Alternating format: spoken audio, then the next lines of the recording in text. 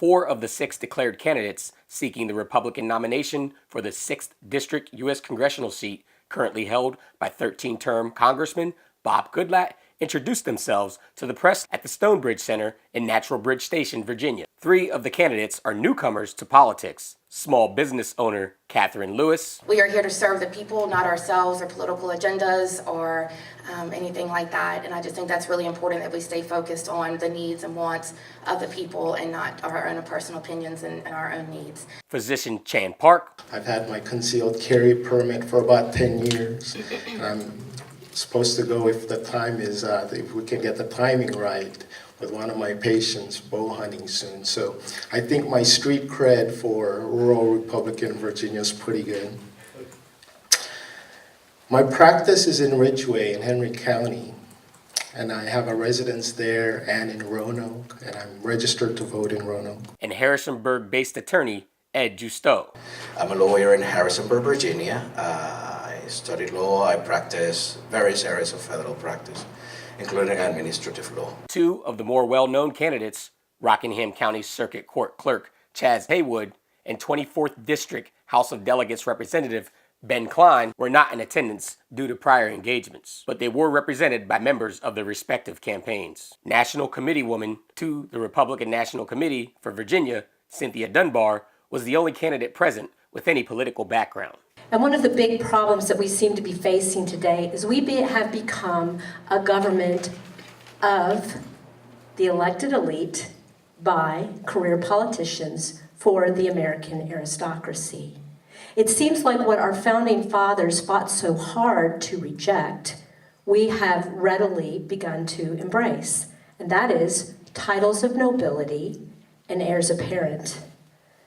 That is not what our country was based upon. After the candidates introduced themselves, Breaking Through sat down and interviewed each candidate on a slew of issues. Healthcare was a big issue that each candidate offered their opinions on. I feel like we owe it to the American people to stay on message with this. We promised repeal, we need to repeal, and I will make that a priority. The cost of health care is a major issue. The cost of prescriptions are a major issue. The cost of health insurance is a major issue right now. I myself currently do not have health insurance because I can't afford it.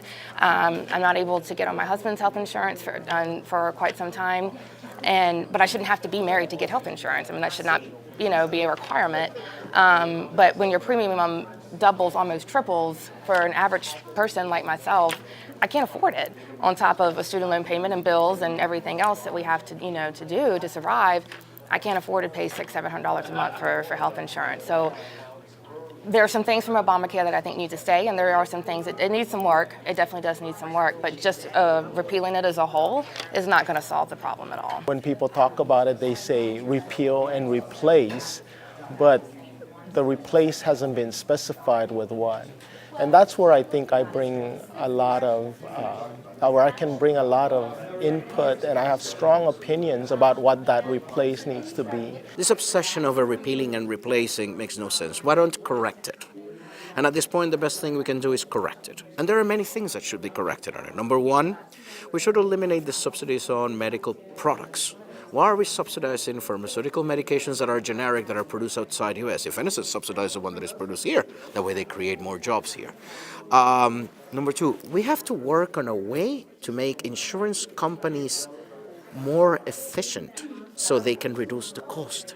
Because right now, in this district, there are families that are paying 20% their income in medical insurance. That's ridiculous.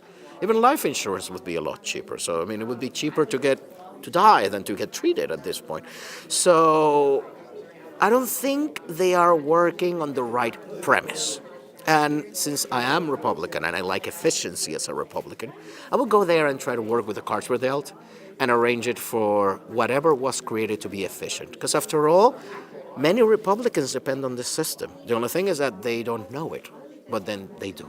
When asked why they chose to enter this race, each candidate had their own reasons. I live in the 6th District, so I'm constantly up and down the valley, and over the course of the last year, I've had many people approach me and ask me, would you please consider doing this? And so I prayed about it and agreed, okay, I will step in. Being fed up with the way things have been run and what's happening, coming out of D.C., I feel like I've just had enough is enough, and that the people of this district and the state of Virginia especially deserve more and better than what we've been given.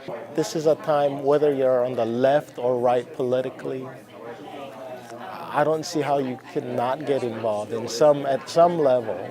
And so I think if you have concerns, it's just a natural time to be involved. The candidate with the reason that stuck out the most to breaking through was Harrisonburg attorney Ed Justeau. Justeau cited the Trump administration's decision to end DACA as the reason he entered the race. And according to Mr. Justeau, he has an easy solution to fix it.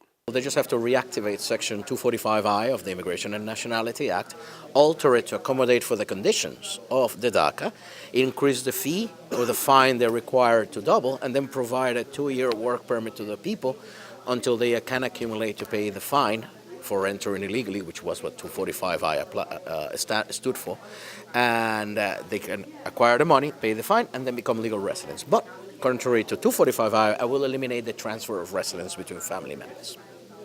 Because right now the kids could request the parents, and we don't want that. This Saturday, Republican leaders will decide how they will choose their nominee. They could choose to have a primary and let the voters decide, or they could choose to do a closed convention to choose the GOP nominee. In Natural Bridge Station, Theo Whitelow for Breaking Through.